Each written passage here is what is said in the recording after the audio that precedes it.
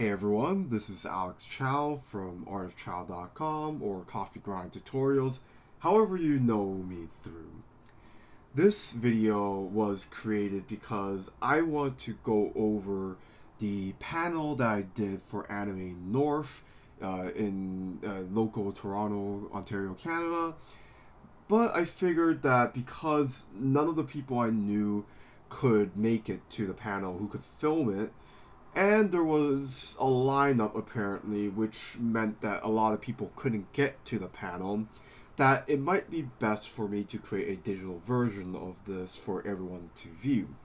Now, this is going to be something that was obviously designed to cater to the average person, congoer, so it's not going to be the most advanced in terms of art concepts and such, but it might give you some ideas on the way I think and how I approach studying anime or even any style that you might be more interested in. And it's something where I crafted this entire presentation in order to create a foundation for educational things to look for in anime, for better or for worse. Now, a lot of people will go on Google or Pinterest or wherever they want to get references, so they might just look into a movie or anything that they watch and they sort of just glance over it. And for me, I wanted to tell everyone in the audience on ways that you could really push that instead of just ignoring the major and the details of any media that you consume. I want people to think critically, especially if they're trying to draw and paint and really improve their work from it.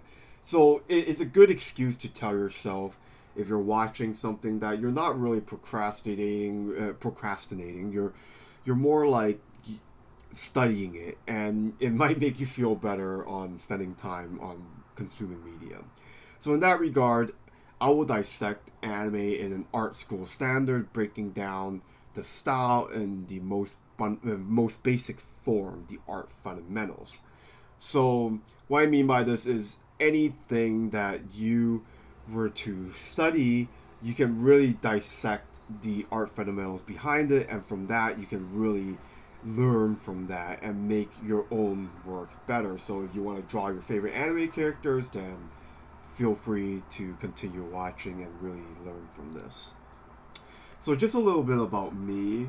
Obviously, if you're watching this, most likely you do have some idea of who I am, but for the audience at hand, they might not know me. I'm a professional illustrator and concept artist for over 10 years now.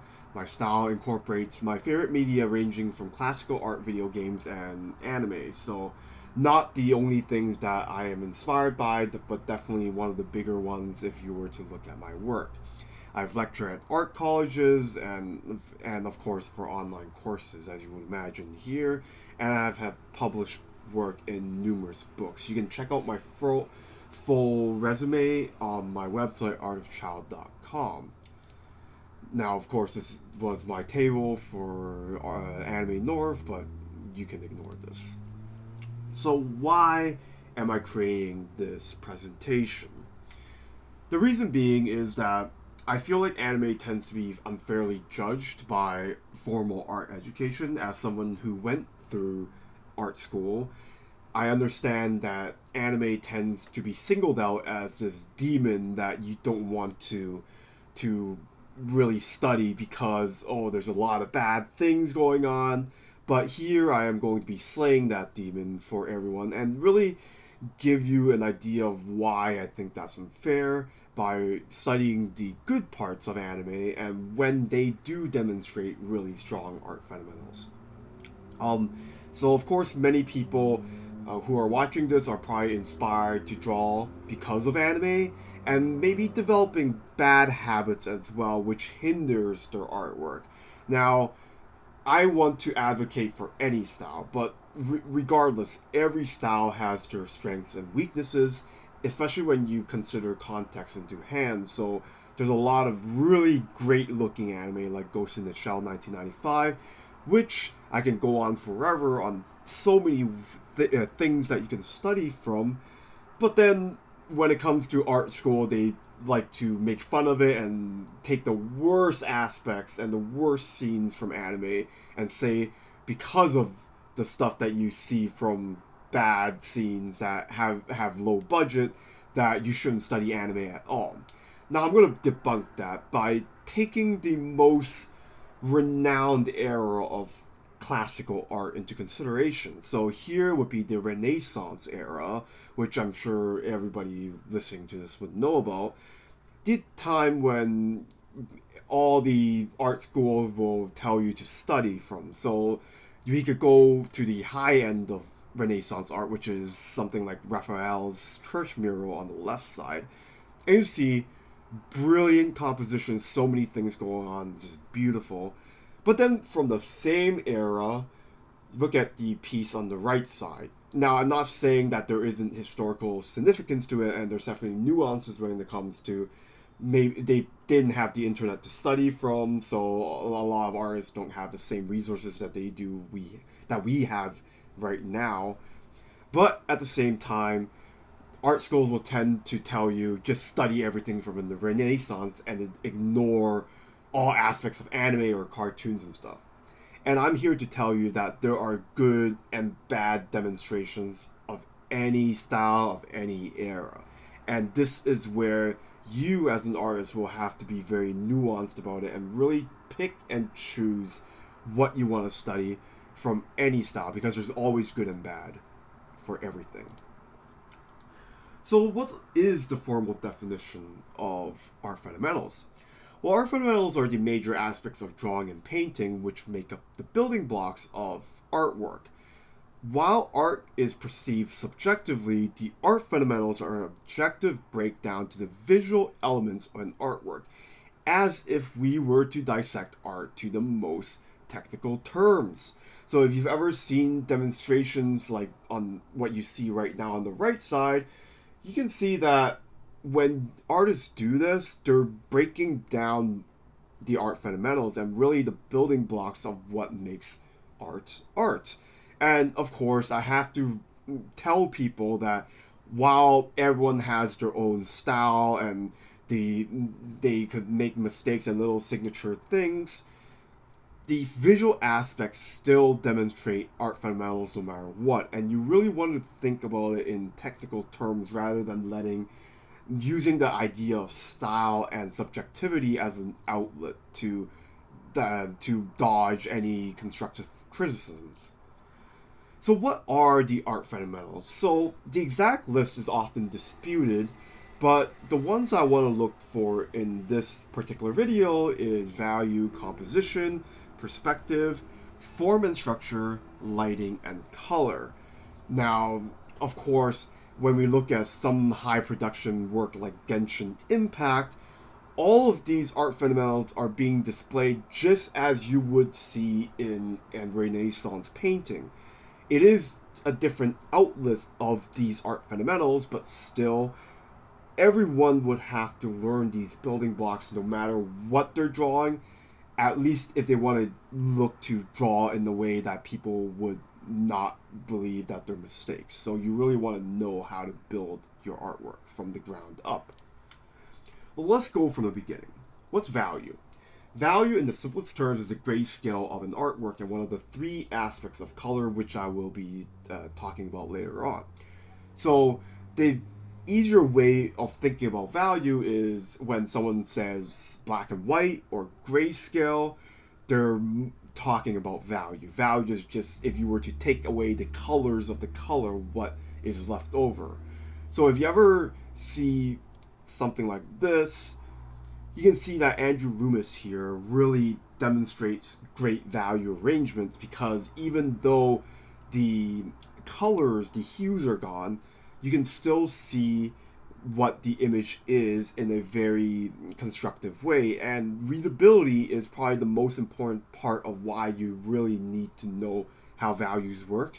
If you understand how to compose an image without any hues, then you will be able to construct a composition without it, and it'll still work really well. So understand that once you add the colors, the hues onto a painting, as long as the values work, then you will still be able to have a strong composition.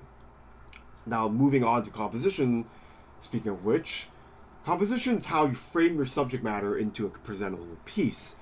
Now, the reason why this is super important is because you could have the best drawing and painting skills ever, but if you can't present them in a neat manner, you are killing your work. You are doing your work injustice.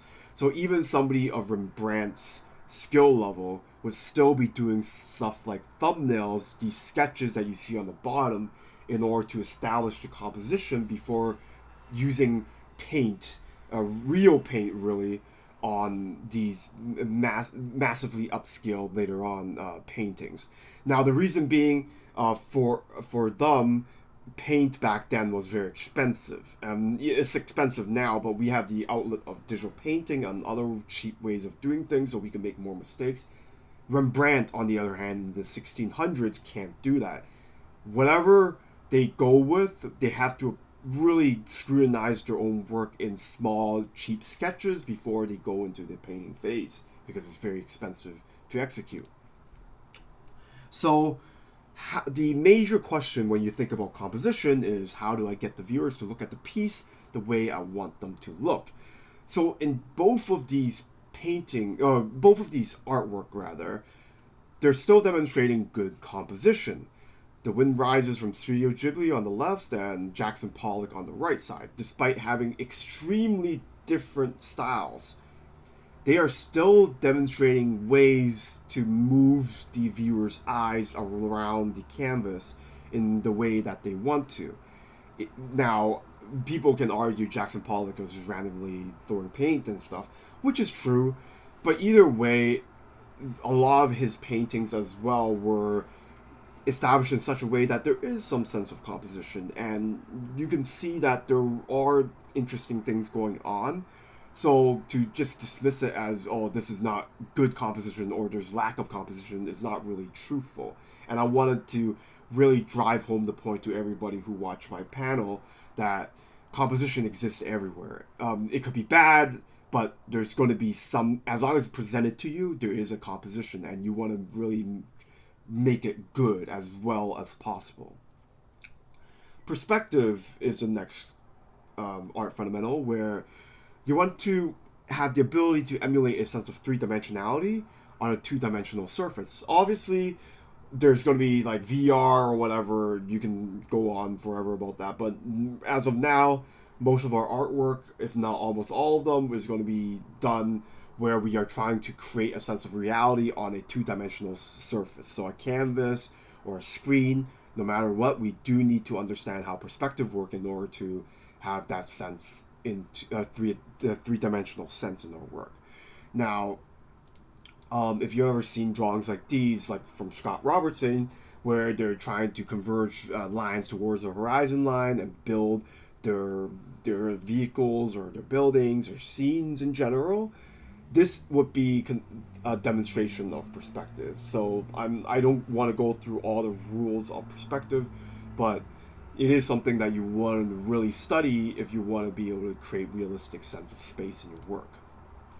Speaking of which, going to form and structure, form is denoted by the aspects of three-dimensionality: length, width, and depth. This is also known as geometric shapes. So if you've ever had math classes, geometry is mostly talking about these three-dimensional shapes. Of course, we don't have to go into the numbers behind it, but we do really need to understand stuff that you see on the right side, which is all the three-dimensional geometric shapes that we emulate to create a three-dimensional form on a two-dimensional surface. Now, of course, that's form. What's structure? Structure is the combining of these forms together in a believable manner to represent what exists in reality. So, if you want the distinction here, the Lego is a good example of form and structure. The form is one of these pieces, whereas the structure is this entire whole of these put together if you want to have an easier way of understanding what is each of them separately. So if this all sounds very familiar, human anatomy is a very common application of form and structure.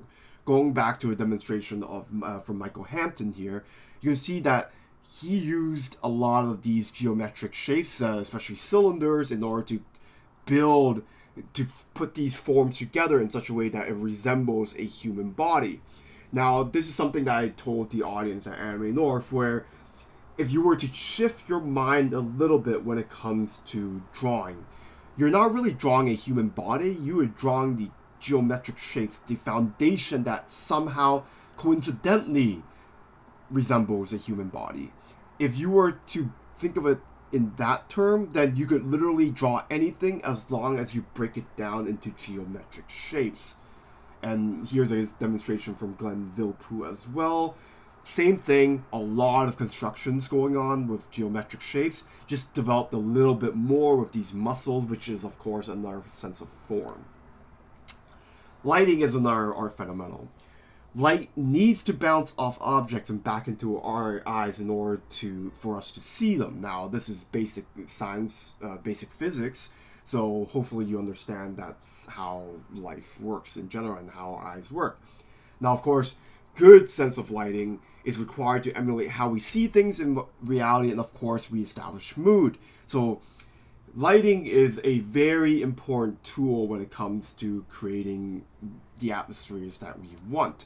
So if you look at here screenshots from Arcane, you can see that these have vastly different lighting scenarios, and each of them create a entirely different emotion, despite the fact that there's only one character on each screen. Now, there is going to be nuances when it comes to the way they frame the shot, the composition, but otherwise, I would also say the lighting would be a major part in how we feel about these characters in these particular scenes. And finally, the last art fundamental I would go with is color. In technical terms, color is a spectrum of light wavelengths which can be perceived by our human eyes. So I'm not going to go into the major physical science behind it, but if you just think of the colors of the rainbow. So you can see the visible spectrum. These are the colors that are what we as humans are able to conceive. So the three aspects of color are hue, value, and saturation. Hue is the color of the color. So whenever somebody says, oh, something is blue or something is red, purple, green, that is a demonstration of hue. People will say that's color and mix the terms up, but the technical term is hue. Value is already something I established earlier, which is the brightness, the grayscale of something. Now, saturation is how gray something is. So going into zero saturation, you are effectively playing with values, but you can also go into the very saturated, the maximum saturation colors, which is when there is no gray apparent. So you can see on the demonstration here, the diagram, 12 would be maximum saturation in this case. So if you got bored of all the art fundamentals I just demonstrated or talked about there, and you're wondering where the anime is, I had to define all of it before going about, because going into the anime specifically right from the start would deprive of everybody the explanations afterwards. So if you're like me, I started drawing because of anime. So I was born in 1990, so I lived through Pokemon's surge in popularity, and that's where I really started to learn how to draw, because I really like to, Pokemon, as with every 90s kid, really. So we really want to replicate what we like, and we want to understand it, but as kids we really didn't know about these things, like what are the artists thinking of when they're drawing Pikachu. And for me, I want to take the magic away. I really want to dissect them in such a way that it's not really magical about it, and it comes down to the art fundamentals. Every professional style demonstrates art fundamentals. Anime, Pokemon, whatever anime that you're familiar with is no exception. So instead of thinking about I am drawing Pikachu, you want to think about the art fundamentals that demonstrate and combine itself so that it just so happens to resemble a Pikachu, if that makes sense.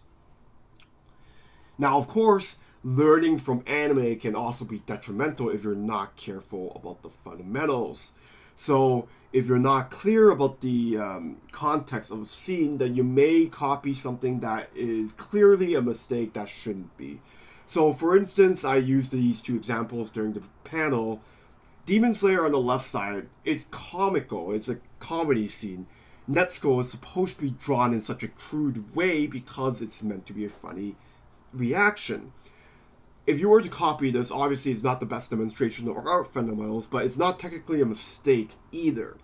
Whereas if you were to look at the really shoddy budgeted anime, TV anime especially, like Bleach, there are a lot of scenes where the animators cut corners, or it's during motion that these mistakes will pop up. Now, if you were to copy something like this on the bottom right, then you're clearly just learning from mistakes, and that's not always a great thing. Now, let's go into the specifics when it comes to art fundamentals being demonstrated in anime. So, value is something that every scene will have when you're watching anime, or even reading manga, or whatever. Animation in general must convey their message in quick scenes, sometimes even frames long.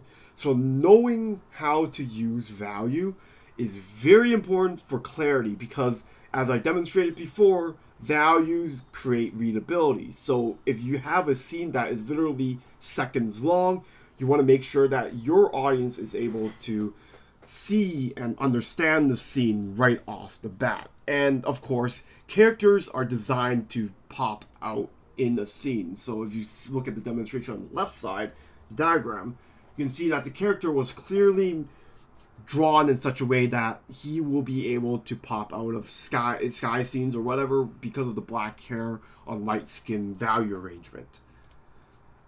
Now, if this sounds familiar, I use Berserk as a demonstration here. Manga is the ultimate demonstration of values. You are, of course, most manga, when you're reading manga, it's going to be black and white because of budget reasons and because of stylistic reasons. So when you are taking away the hue and saturation from color, then what's left? You have value. And manga is going to use values as well as they can in order to create their stories. If they don't understand value, then they don't have a product at all. Now, what are some problems when it comes to studying value in anime? Because anime uses lines to articulate subject matter, animators may use less than optimal value arrangements. So if you look at the diagram on the right side, you can see that Kana is... Now, I'm not... Again, I want to reiterate, or I want to explain that I'm not trying to disparage any of these animes or character designs. Dragon Maid was a very fun anime. I watched it myself. But if you were to learn from the values of characters like these, not the best demonstrations. So you can see that with Kana, her hair is very light, her skin is light, her dress is very light, the rice she's eating is very light, and her bowl that she's eating it from is very light. So the reason why we can even see her eating rice is because there are lines to break apart these forms, which, of course, is a viable solution, but it's also not a great way of learning from it. So if you are to really study this, you do have to be careful of these arrangements where they're a little bit too close together, and really try to look into something that have more drama to it, more contrast of values. So let's go into the next, our fundamentals. composition is, of course, very important because you do want to present your subject matter in the best look possible.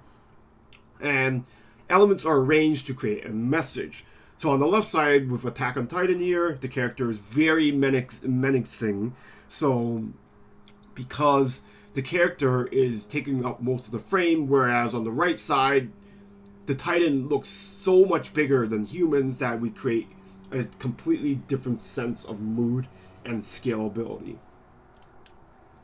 So what are the problems when it comes to composition? Now, I can't go through every rule of composition right off the bat.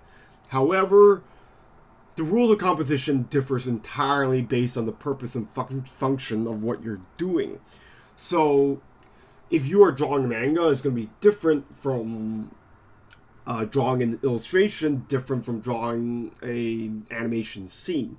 So you do want to study whatever you are doing in the more nuanced way. So, for example, if you look at the same scene from left to right here, from one medium to another medium, you can see that on the left side, obviously, the panel is square, so the artist is able to introduce these characters in this specific composition, whereas on the right side, because the frame is a widescreen frame, you can't do the same composition, obviously, so the animators had to figure out a new way of making it presentable.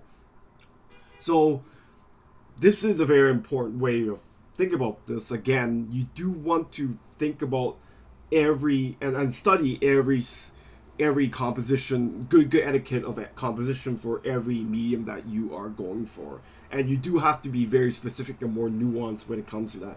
So if you're trying to take the compositions of animation and applying them to illustration, it might not work. In most cases, I would even say it wouldn't work. Another example here from One Punch Man. Now, let's go into perspective next. So, barring abstract styles, you're going to see demonstrations of perspective everywhere because as long as you're trying to emulate reality, you are trying to create three-dimensionality on a two-dimensional surface, which means perspective must be shown. So what is the problem with perspective?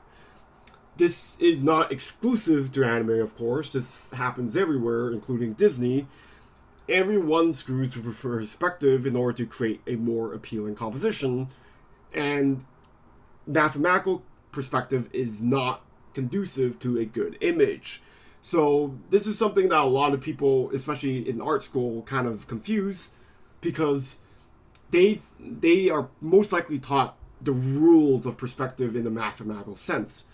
But a lot of times artists will ignore perspective rules because there might be certain lines that might be mathematically correct, but it's not going to create the best composition possible. So at a high level of professional work, perspective rules are always seen as suggestions.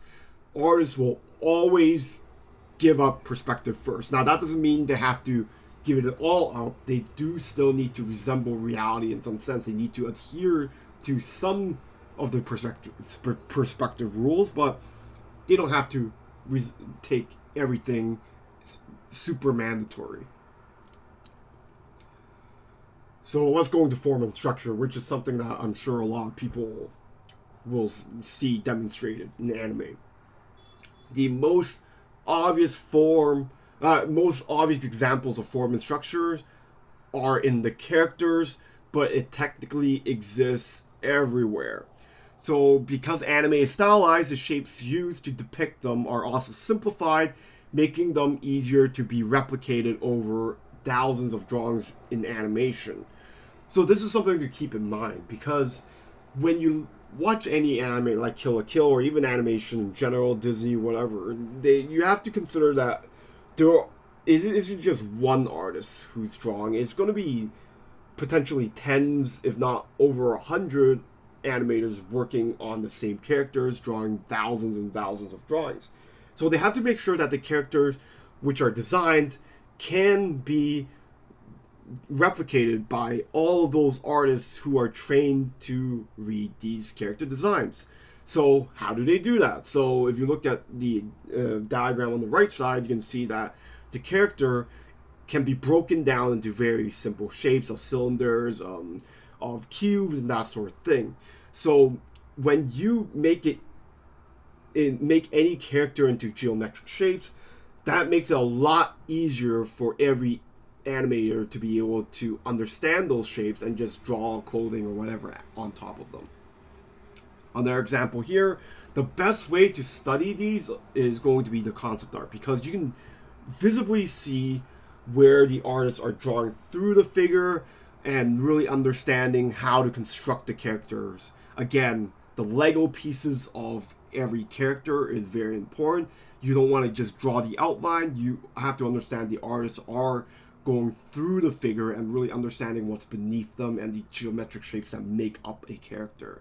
So another example from Spy Family here, you can see that no matter who they are, you can see there are demonstrations of these lines going through. They're drawing through beyond just what you see. They're drawing through the figure in order to construct them. And of course, at a very high level, with a lot more details, you can construct anything with these simple geometric shapes put together into these structures.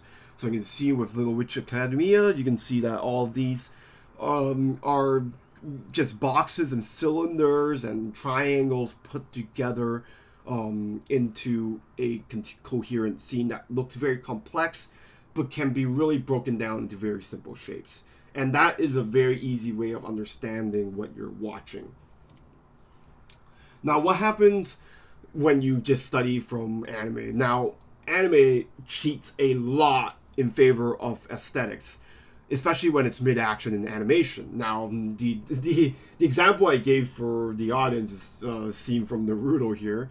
You can see that from the still frame, it looks like Sasuke it's drawn in a very weird manner. Very obviously, it looks like a mistake, but in action, it looks fine. However, if you were to study from this, then you're going to make the same mistakes because you can't just copy, doesn't assume that it's going to work. So you have to understand that animation will cheat in order to make certain things look better, and that's completely fine. Our fundamentals are just the objective reality, but it's not stuff that you have to adhere to if you really want to create a subjective experience. This is by far the biggest mistake a lot of beginners make, especially when I look into student work. They look into anime and then they copy some scenes that are clearly mistakes, or they're clearly meant to be mid-action, and they don't learn the right things, and they create these awful habits. So if you really want to learn from form and structure, I heavily advise just learning from the bottom up. So learning human anatomy, just realistic human anatomy rather, and just morph them into anime later on. So an example of a cheat that often occurs would be expressions. So here's Akko from Little Witch Academia. You can see that there's so many things when it comes to morphing the form that there's a lot of advanced things going on, but at the same time, it's like the breaking the rules in a good way. Now, if you're not careful, then you might break the rules in a bad way, but you would have to reach a certain point in your skill level before you're able to reasonably do these sort of things without making it look like it's just wrong. So I'm going to give you one of the most common cheats that I see when it comes to anime, and it's when characters look up. Now, everyone knows that when they're watching anime, their characters generally have these heart-shaped faces because it looks very appealing. Now, of course, the problem with that is a lot of times it's when you look upwards in reality, it shows a weird part under your chin that doesn't really look great on camera, especially when you're simplifying into anime. So on the left side is what the artist chose to do, which is just to elongate the chin downwards in order to hide the bottom of the face. Whereas on the right side is what it might look like if you were to do it in reality. Now, of course, I'm not saying the right side is right. It's right because it's closer to reality, but at the same time, is it right when it comes to making appealing images? Probably not. The left side is clearly chosen just because it looks better in the style at hand, and you do want to be very careful and be aware of these little tricks when it comes to looking into anime. Now, of course, I do it too, so don't be. So my point being is every artist will break rules in favor of just making appealing images. So no matter what style you're going for, just look into that. Now, lighting in anime. Lighting is going to be a very weird subject because everything is portrayed in cell shading when it comes to lighting.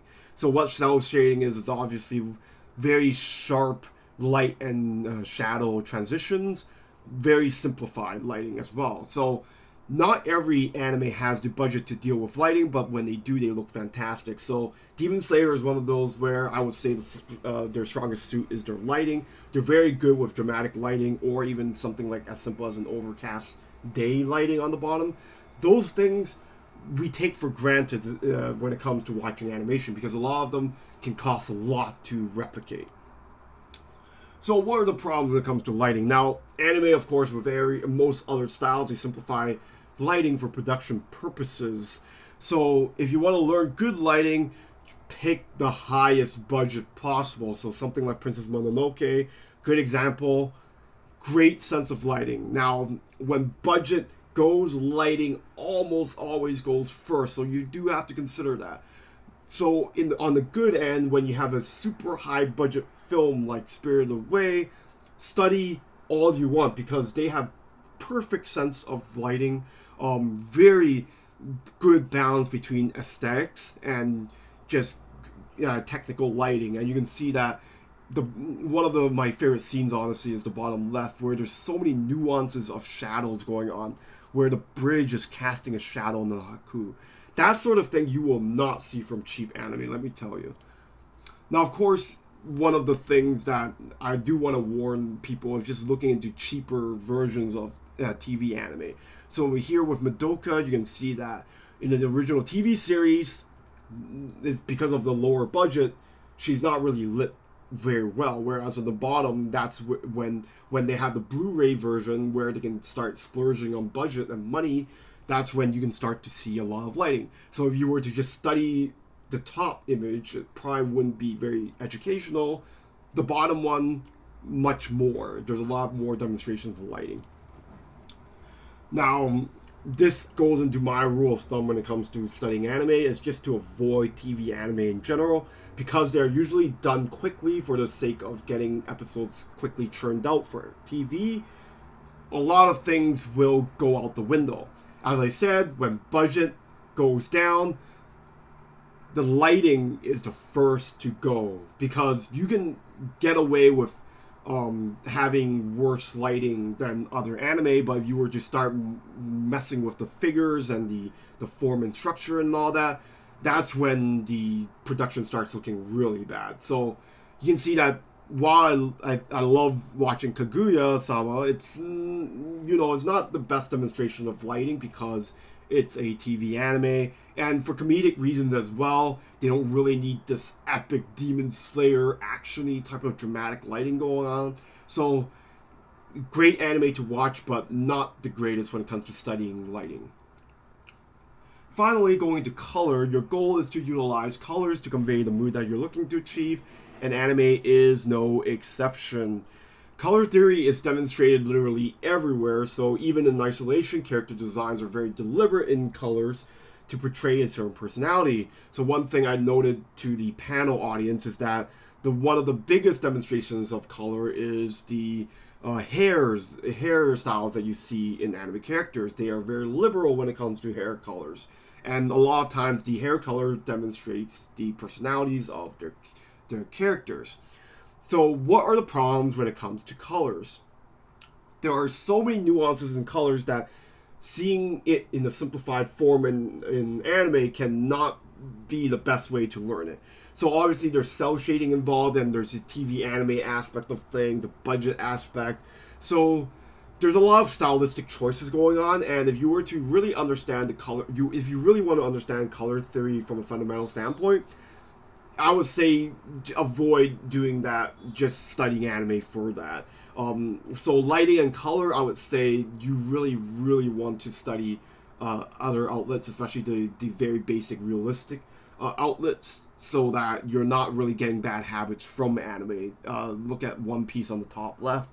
Very basic coloring. It's not the greatest when it comes to that, so keep that in mind.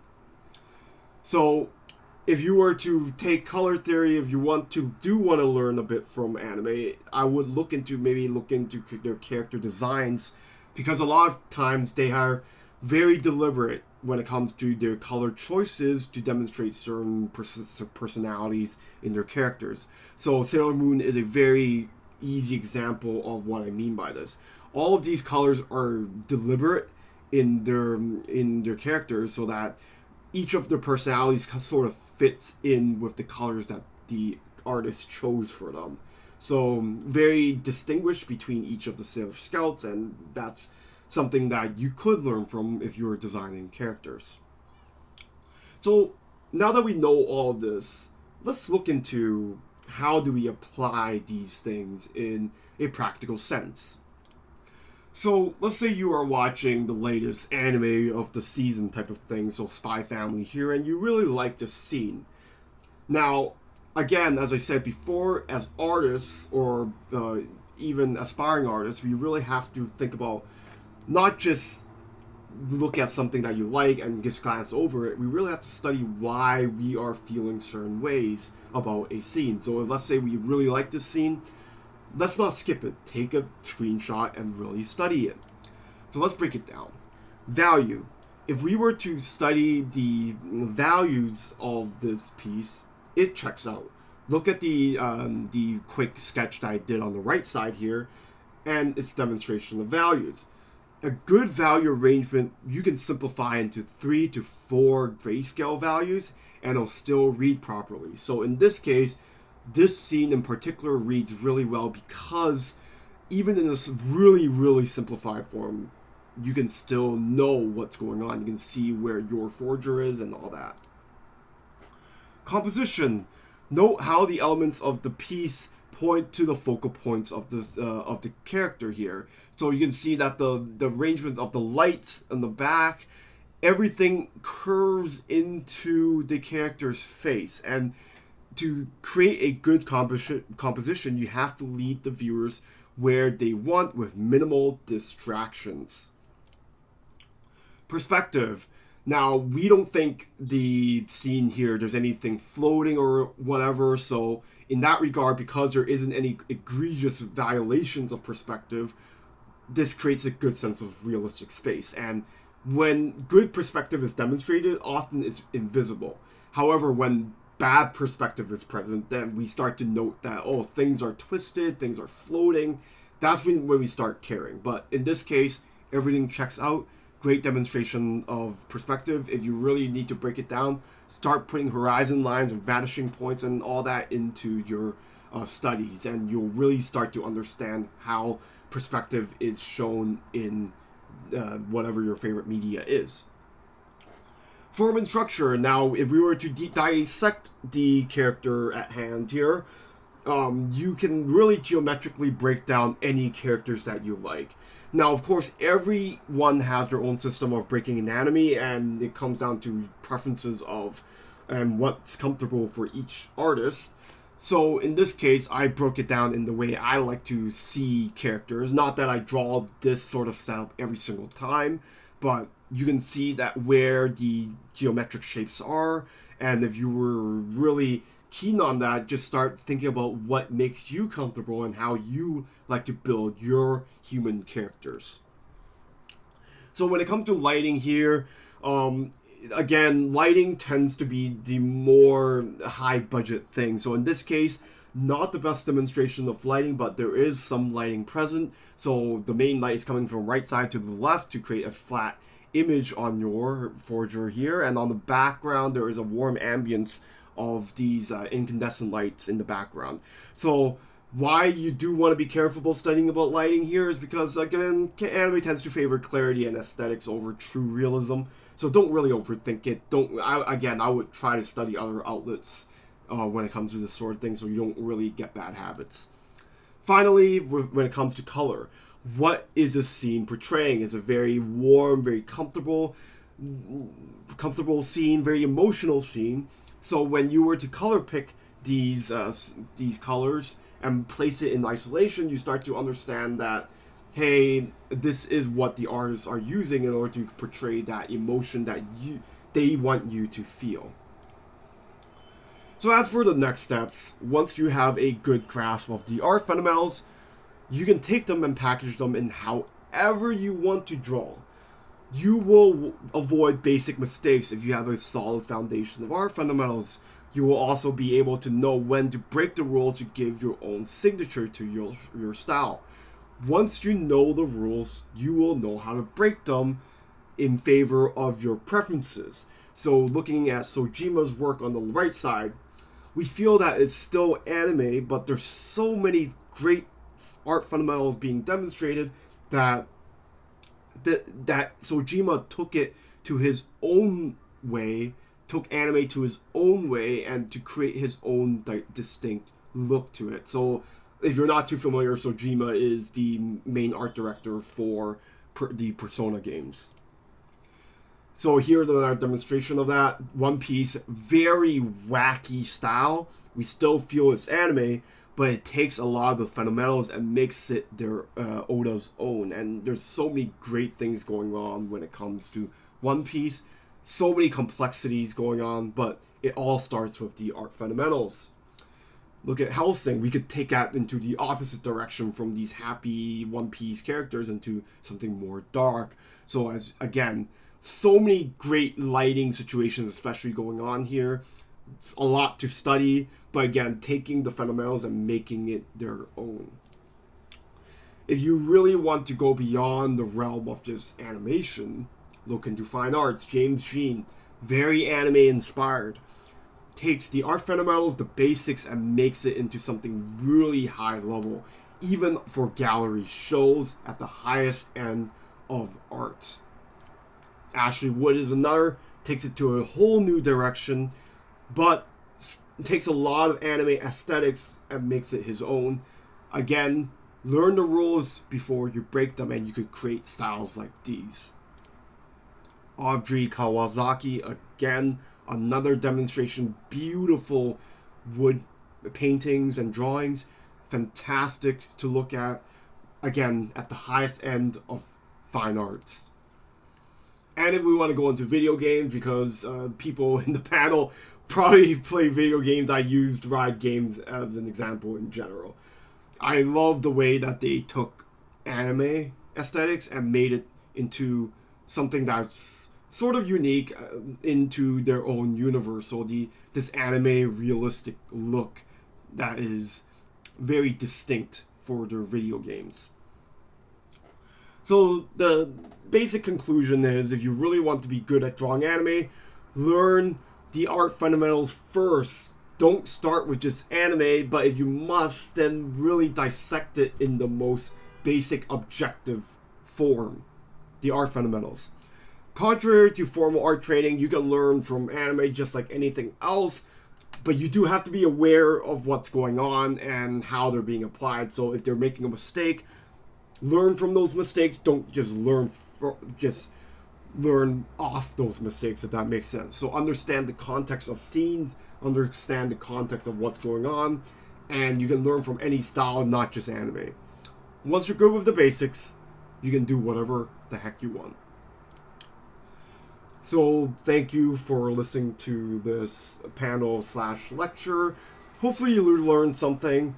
I'm here to be an advocate of anime. I'm definitely a big fan of it, but you do have to be very careful when it comes to bringing it into your own art.